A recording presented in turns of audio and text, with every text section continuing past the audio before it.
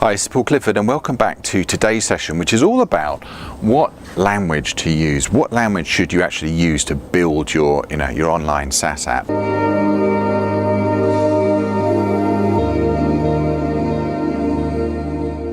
There's loads and loads of phrases and languages that you would have heard, and in fact there's when I last did a count, there's 309 different languages and technologies which you could use.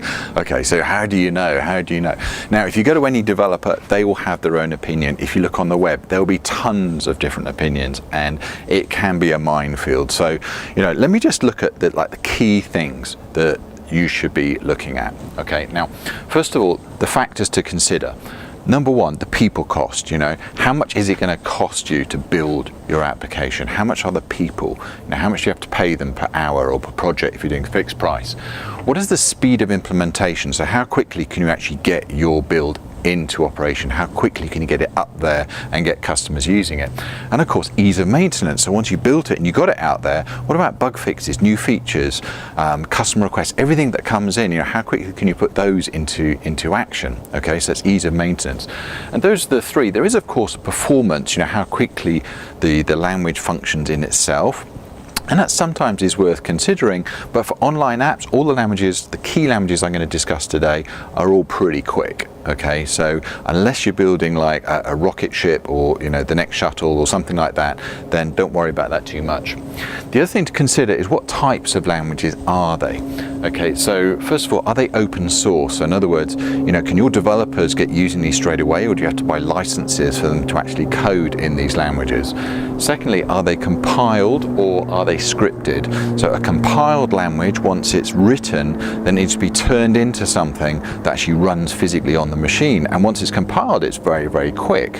When it's scripted and it runs in a scripted form, then it can run slower, but because it's scripted, it can be quicker and easier to make changes, especially when you're working on the fly. And lastly, is it object orientated? And object orientated, what's important about that is that helps the ease of maintenance. Okay, so if it's well structured and well organized, then it's going to be easy to maintain moving forward. So once you've understood those key things, then what are the choices? All right, well, I've just picked out the top 6, if you like, the top 6 that people would discuss if you talk to them in a conference or something like that, or even talk to a developer, because I want to give you the tools and the languages and the technology understanding to know what you're talking about, so you can have an informed and considered conversation. Now, the main ones to consider are Ruby, Python, PHP, Java, C++, and C.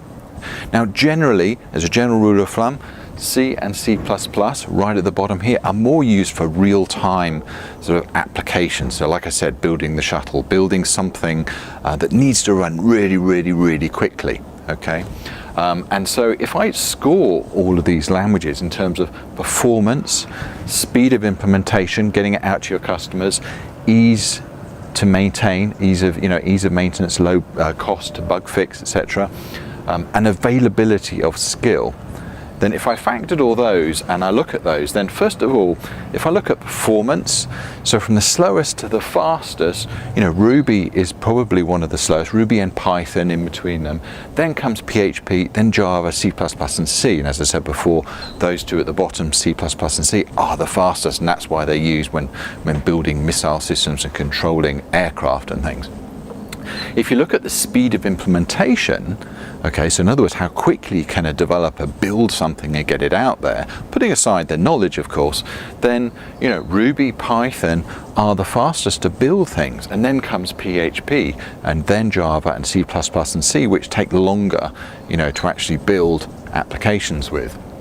And then if you look at the ease of maintenance, then ease of maintenance, again, because Ruby's quite quick in terms of implementation and it's well structured in object orientation, then Ruby sits at the top along with Python and then PHP as probably the easiest to maintain to get started. And then of course you've got Java, C++, and C, which get harder. And then, but this is probably the most important thing. Okay, so if you consider all of those languages, which one has the most programmers? And this is where it's really important to to make your decision based on your first factor here, which is people cost, because basically new technologies and fewer people mean more cost, okay? Because the new people with the new technologies, they cost more. That's the thing. If you've got something that's been out there for a long time, that's stable, and there's a big community of developers, then it's going to cost you less to actually put into action. So if you look at availability of skill, okay, the most available is PHP, because it's so common, especially for web. It was designed for the web, and if you do any searching on any outsourcing site, you will immediately see the most volume of developers in the community with those skills. And then it goes sort of PHP, then C, okay, and then Java, C++, but Ruby and Python, not many of those around. They're quite new languages. I mean, Python replaces PHP in many ways. It's a great language, and developers will love it, and the same with Ruby. But the people are in demand. There aren't many around. So, you know, when you look at all the factors, really PHP is a great choice to go for. So this is Paul Clifford. I hope you enjoyed that. Sign up below and get more hints and tips into your mailbox.